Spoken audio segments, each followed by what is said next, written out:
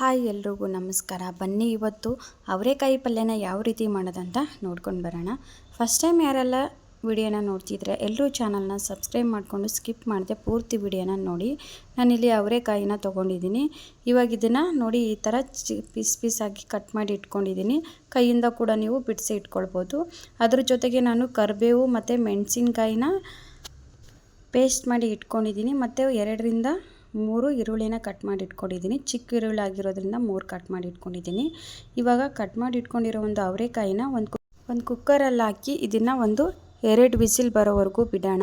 So ಇದಕ್ಕೆ ಜಾಸ್ತಿ ನೀರು ಹಾಕ್ಕೊಳ್ಳೋಕೆ ಹೋಗ್ಬಿಡಿ. ಜಸ್ಟ್ ಅವರೆಕಾಯಿ ಮುಳುಗೋಷ್ಟು ನೀರು ಹಾಕ್ಕೊಂಡ್ರೆ ಸಾಕು. ಇವಾಗ ಇದಕ್ಕೆ 2 ಗ್ಲಾಸ್ ಅಷ್ಟು ನೀರು ಹಾಕ್ಕೊಳ್ತಾ ಇದ್ದೀನಿ. ಅವರೆಕಾಯಿ ಮುಳುಗಬೇಕು ಅಷ್ಟು ನೀರು ಹಾಕ್ಕೊಂಡ್ರೆ ಸಾಕು. ನೋಡಿ ಇವಾಗ ಇದನ್ನು ಮುಳುಗೋಷ್ಟು ನೀರು ಹಾಕ್ಕೊಂಡು ಕುಕ್ಕರ್ನ ಕ್ಲೋಸ್ ಮಾಡಿ ಇಡೋಣ. ನೋಡಿ 2 ಗ್ಲಾಸ್ ನೀರು ಹಾಕ್ಕೊಂಡ್ರೆ ಸಾಕು. ಈ ಥರ ನೀವು ಪಲ್ಯ ಮಾಡಿಕೊಂಡು ರೊಟ್ಟಿ ಚಪಾತಿ ಜೊತೆ ಅಂತೂ ಸೂಪರಾಗಿರುತ್ತೆ. ರೊಟ್ಟಿ ಜೊತೆ ಅಂತೂ ತುಂಬ ಚೆನ್ನಾಗಿರುತ್ತೆ. ನೀವು ರಾಗಿ ರೊಟ್ಟಿ, ಜೋಳದ ರೊಟ್ಟಿ, ಅಕ್ಕಿ ರೊಟ್ಟಿ ಎಲ್ಲ ರೊಟ್ಟಿ ಜೊತೆಗೂ ಕೂಡ ನೀವು ತಿನ್ಬೋದು, ಚೆನ್ನಾಗಿರುತ್ತೆ. ಒಂದ್ಸರಿ ಈ ಥರ ಟ್ರೈ ಮಾಡಿ ನೋಡಿ. ಇಷ್ಟ ಆದರೆ ಲೈಕ್ ಮಾಡಿ. ಇವಾಗ ನೋಡಿ ಕುಕ್ಕರ್ನ ಕ್ಲೋಸ್ ಮಾಡಿ ನಾನು 2 ವಿಸಿಲ್ ಬರೋಕ್ಕೆ ಬಿಡ್ತೀನಿ. ಅಷ್ಟೊತ್ತಿಗೆ ನಾವು ಒಗ್ಗರಣೆನ ರೆಡಿ ಮಾಡ್ಕೊಳ್ಳೋಣ. ಒಂದು ಪಾತ್ರೆ ಇಟ್ಕೊಂಡಿದ್ದೀನಿ. ಆ ಪಾತ್ರೆ ಬಿಸಿ ಆದಮೇಲೆ ಅದಕ್ಕೆ 2ರಿಂದ 3 ಸ್ಪೂನಷ್ಟು ಎಣ್ಣೆ ಹಾಕ್ಕೊಂಡಿದ್ದೀನಿ. ಎಣ್ಣೆ ಬಿಸಿ ಆದಮೇಲೆ ಅದಕ್ಕೆ ಸಾಸಿವೆ ಮತ್ತು ಜೀರಿಗೆನ ಹಾಕ್ಕೊಳ್ಳೋಣ. ಸಾಸಿವೆ ಜೀರಿಗೆ ಎಲ್ಲ ಚೆನ್ನಾಗಿ ಫ್ರೈ ಆಗಬೇಕು. ಸಾಸಿವೆ ಜೀರಿಗೆ ಹಾಕ್ಕೊಂಡಿದ್ದೀನಿ. ಇವಾಗ ಸಾಸಿವೆ ಜೀರಿಗೆ ಚೆನ್ನಾಗಿ ಚಟಪಟ ಅಂದಮೇಲೆ ಅದಕ್ಕೆ ನಾವು ಕಟ್ ಮಾಡಿ ಇಟ್ಕೊಂಡಿರೋ ಈರುಳ್ಳಿ ಮತ್ತು ಮೆಣಸಿನ್ಕಾಯಿ ಪೇಸ್ಟು ಮತ್ತು ನಾನು ಕರಿಬೇವನ್ನ ಹಾಕ್ಕೊಂಡು ಚೆನ್ನಾಗಿ ಫ್ರೈ ಮಾಡ್ಕೊಳ್ತೀನಿ. ಮೆಣಸಿನ್ಕಾಯಿ ಬದಲು ನೀವು ಖಾರದ ಪುಡಿ ಕೂಡ ಹಾಕ್ಕೊಳ್ಬೋದು, ಯಾವುದಾದ್ರೂ ಹಾಕ್ಕೊಳ್ಬೋದು. ಮೆಣಸಿನ್ಕಾಯಿ ಪೇಸ್ಟ್ ಬೇಡ ಅಂದರೆ ಹಾಗೆ ಕೂಡ ನೀವು ಕಟ್ ಮಾಡಿ ಹಾಕ್ಕೊಳ್ಬೋದು. ಇವಾಗ ನೋಡಿ ಇದನ್ನು ಚೆನ್ನಾಗಿ ಫ್ರೈ ಮಾಡ್ಕೊಳ್ಳೋಣ. ಫಸ್ಟ್ ಟೈಮ್ ವಿಡಿಯೋ ನೋಡ್ತಿರೋರು ಚಾನಲ್ನ ಸಬ್ಸ್ಕ್ರೈಬ್ ಮಾಡ್ಕೊಳ್ಳಿ, ಮಿಸ್ ಮಾಡಿದೆ.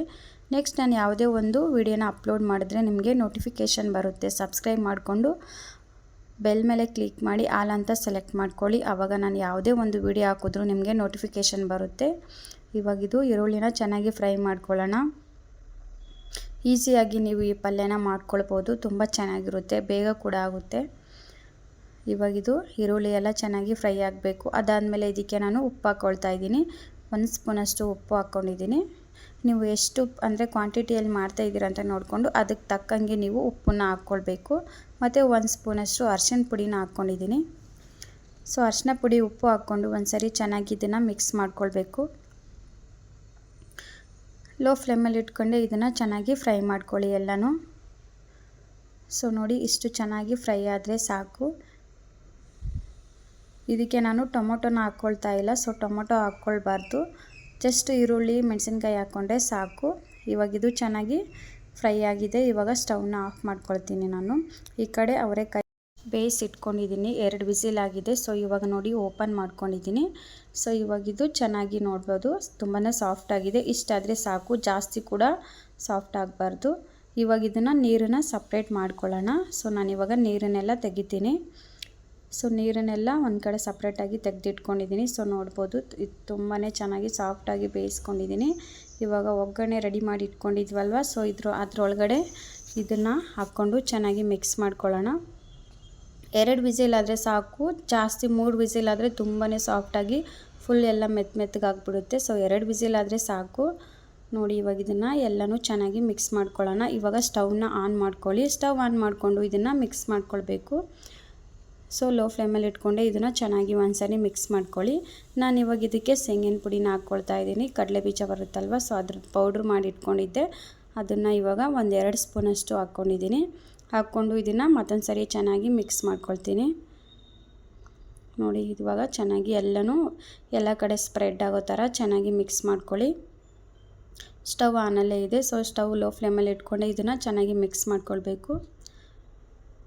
ನೋಡಿ ಸ್ವಲ್ಪ 1-2 ನಿಮಿಷ ಚೆನ್ನಾಗಿ ಮಿಕ್ಸ್ ಮಾಡಿಕೊಂಡು ಫ್ರೈ ಮಾಡ್ಕೊಳ್ಳಿ, ಸಾಕು.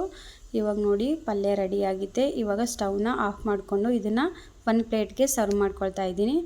ನೋಡಿ ಇವಾಗ ಒಂದು ಪ್ಲೇಟಲ್ಲಿ ಹಾಕ್ಕೊಳ್ತಾ ಇದ್ದೀನಿ. ನೋಡಿದ್ರಲ್ವ, ಸಿಂಪಲ್ಲಾಗಿ ಈಸಿಯಾಗಿ ಅವರೆಕಾಯಿ ಪಲ್ಯನ ಯಾವ ರೀತಿ ಮಾಡೋದಂತ ತೋರಿಸ್ಕೊಟ್ಟಿದ್ದೀನಿ.